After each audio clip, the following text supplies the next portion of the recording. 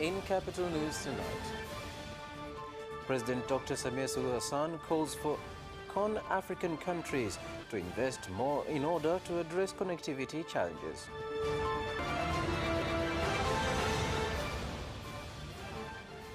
International culinary experts see opportunities in the spice market in Tanzania.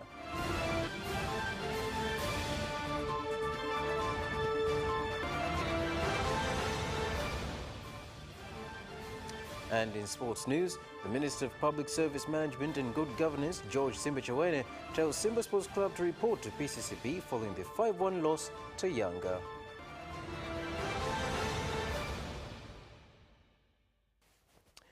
A very good evening to you, ladies and gentlemen. This is Capital News at 9:30. My name is Carlos Banda. First, the national news. The President of the United Republic of Tanzania, Dr. Samia Suluhu Hassan, has said that African countries need to invest more on addressing connectivity challenges on the continent. Speaking at the Africa Investment Forum taking place in Marrakesh, Morocco, President Dr. Samia Suluhu Hassan said that Tanzania is addressing the connectivity challenge by investing heavily in developing road infrastructure and ports. Having said that, let me say yes.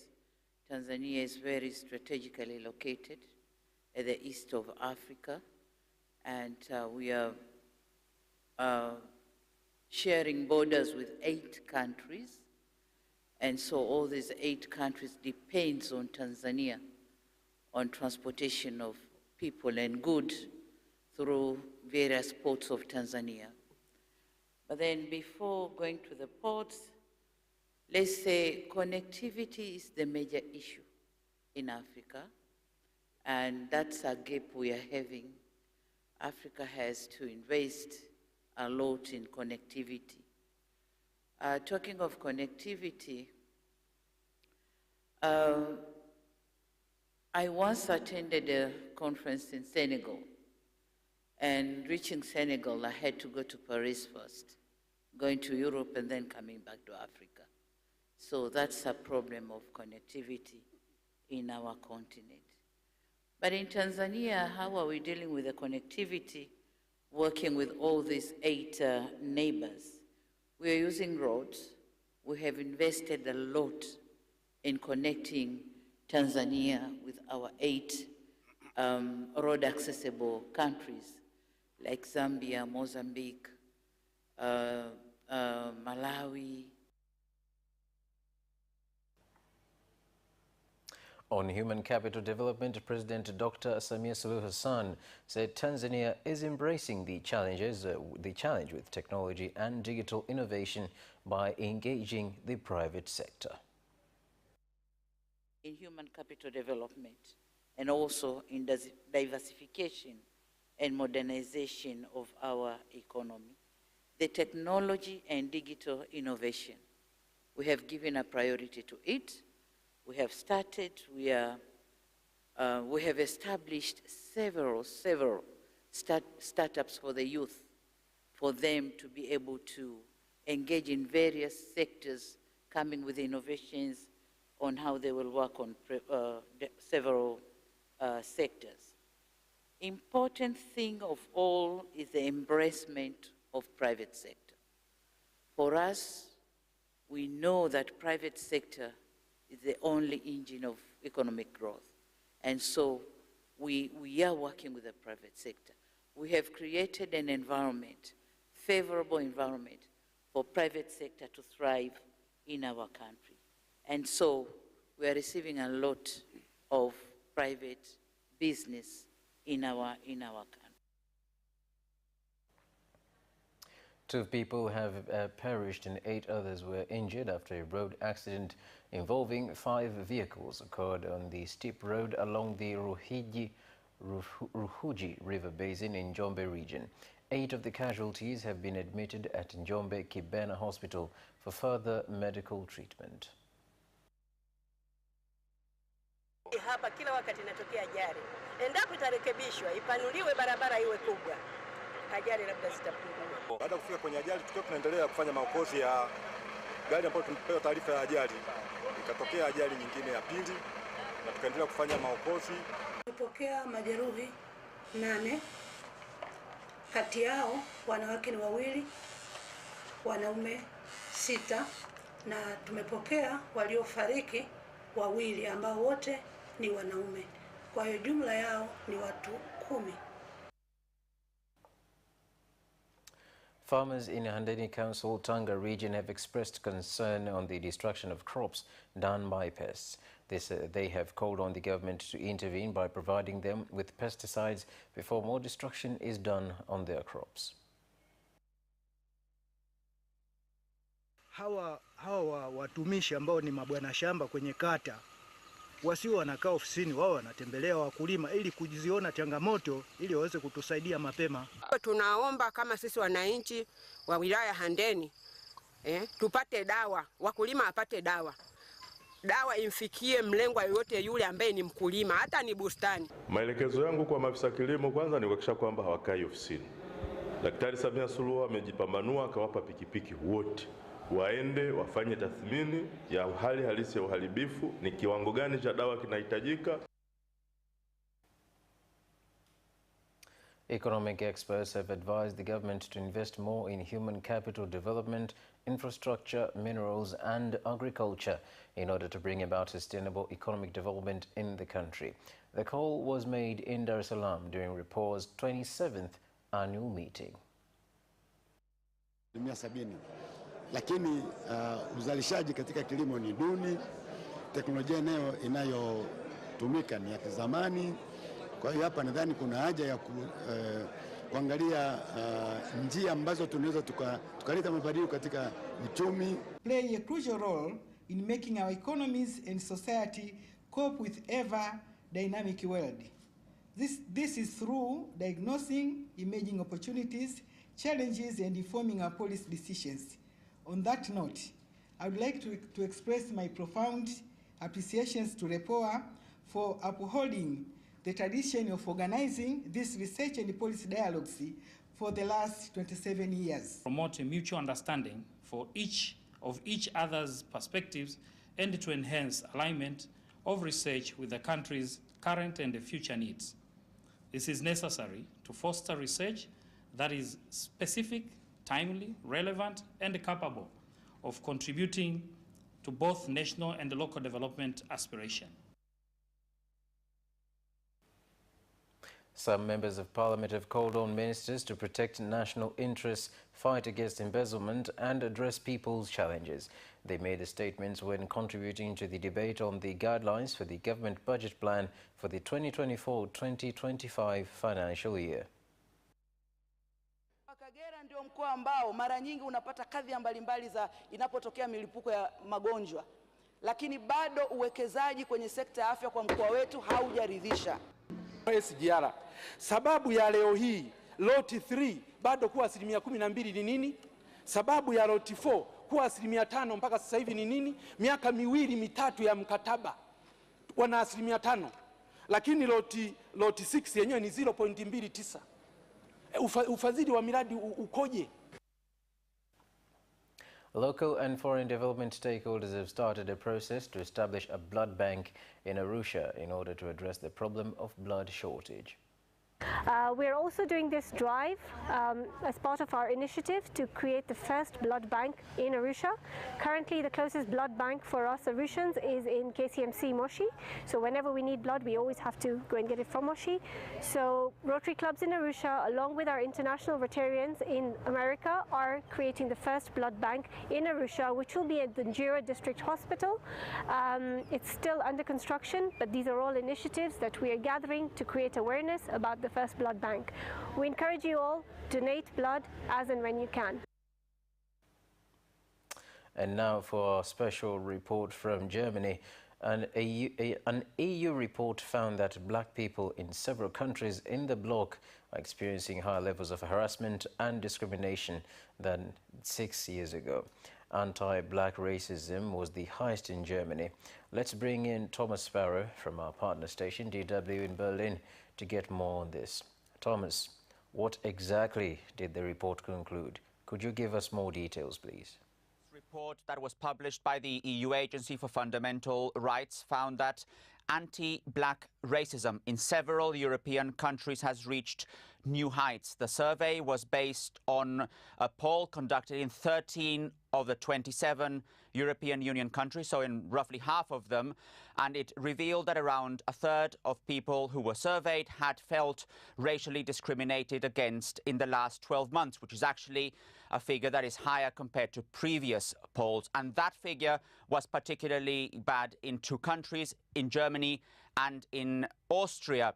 This actually is a report that has created a lot of debate here in the country, also in those European Union countries that were surveyed, with experts analyzing exactly why this is the case, why there are those high numbers of anti-black racism cases in those countries, and also what can be done to improve the situation in the short term, but also in the medium to long term as well. And Thomas, why is Germany particularly affected? Here have said that maybe it has to do with the fact that in the past the country, and in particular authorities, did not take enough notice when there were cases or instances of abuse or discrimination against black people, that there was also a lack of specific data regarding how many people live in this country and what happens when they are racially discriminated against. So this is one of the big elements that is now under discussion. By the way, this is not the first survey that is published on the issue of anti-black racism. There have also been local or national reports here in Germany dealing with the same issue, and they have found that it is particularly important to focus on prevention on the one hand, but also on awareness when it comes to how to deal with these issues, and also how to deal with those that already happened in the past that were probably not dealt with in an appropriate way. And so what is being suggested as a possible way forward? Well, one solution is obviously more money to instances, to government offices that deal with this issue. Another possible solution, another possible element that could help to deal this is obviously more awareness, not only here in Germany, but also at a European level. As I said, this is a survey that was conducted in 13 countries in the bloc, so it's not only a German problem. And it also obviously has to do with how to help those people who are particularly affected by the problem. So a series of measures that have to do with awareness, that have to do with prevention, also helping those that have suffered this problem. Again, this survey is one that has revealed a problem here in Germany, a problem in several European countries, and as such, it's now up to governments at a local level, also at an EU level, to discuss and decide what has to be done to make this, to improve this situation, to resolve this situation, so that people of African origin or immigrants in the country do not necessarily feel racially discriminated against. Again, a big issue in the country, a big issue in the European Union. Thank you, Thomas, for sharing that wonderful insight. Ladies and gentlemen, that concludes the national news for tonight. We'll take a short break and return for business.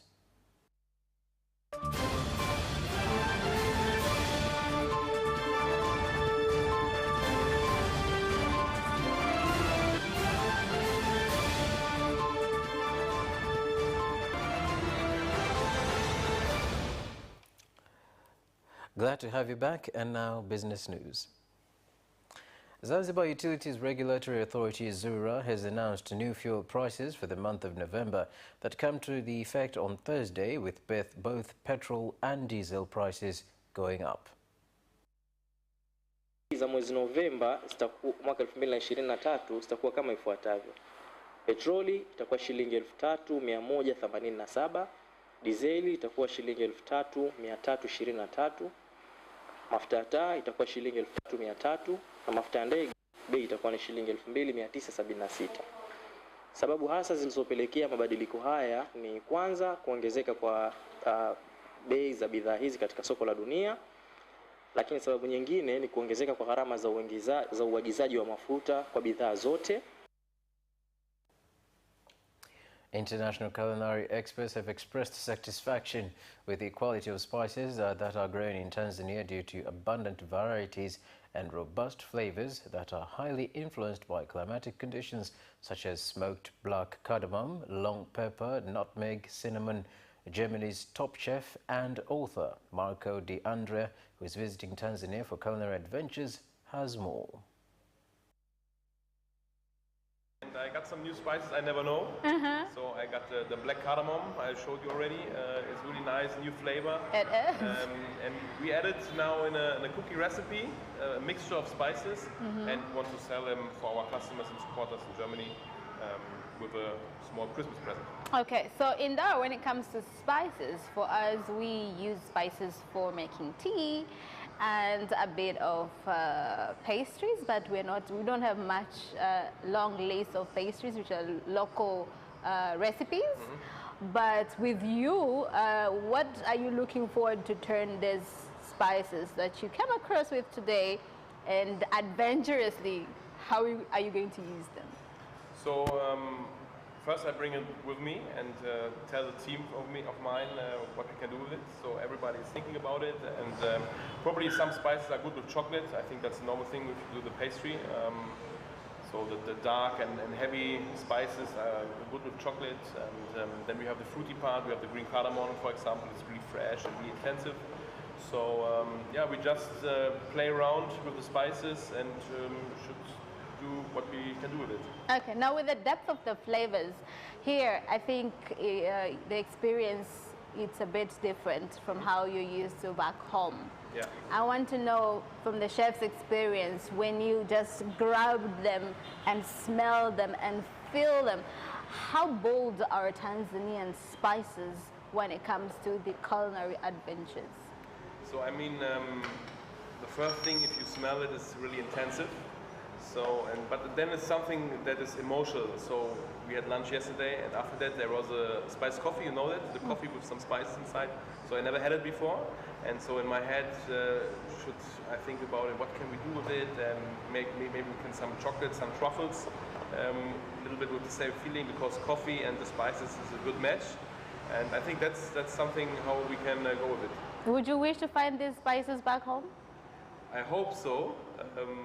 Maybe some of them, but maybe I have to ask one of our distributors that he can organize it. All right. Yeah. Do you think we might have a good chance to sell Tanzanian spices in Germany? How big is the room in terms of varieties? Yeah, we have lots of chefs and hobby chefs also, and food interesting guys and people. I would say it comes good, but I think there is maybe not that much difference between an, I don't know, Asian cardamom to the Tanzanian cardamom. So we just see the cardamom. But long pepper, for example, or the black cardamom is something special. And if you sell this one in Germany, I think the people will buy it. Coffee farmers in Bukoba district, Kagera region have said that they face challenges in accessing good quality seedlings as well as correct information on how to develop the crop, a situation that has caused many farmers to get poor harvests. Serikali itupe elimu kuhusu masuala ya kahawa. Kwa ufupi tu, kwa sababu cha msingi cha kwanza ni moyo. Tunao moyo wa kutaka kufanya, lakini tutafanyaje ndio inakuwa changamoto. Ziko kahawa ambazo tumezikuta kipindi sisi bado tuko wadogo, kuanzia mwaka 2023. Mimi waliwahi kunipa kama miche 20. Nikapanda kwangu, shamba likaisha, ninayo navuna kahawa kidogo kidogo. Tena changamoto nyingine, na ngedere hao wanakula mazao yaliyoiva. Kiasi cha miche milioni 12 na laki 6 itakwenda kuzalishwa na kugawanywa kwa msimu ujao wa mvua mwezi wa 9 katika msimu wa 2023-2024. And that concludes the business news. We'll take a short break and return for sports.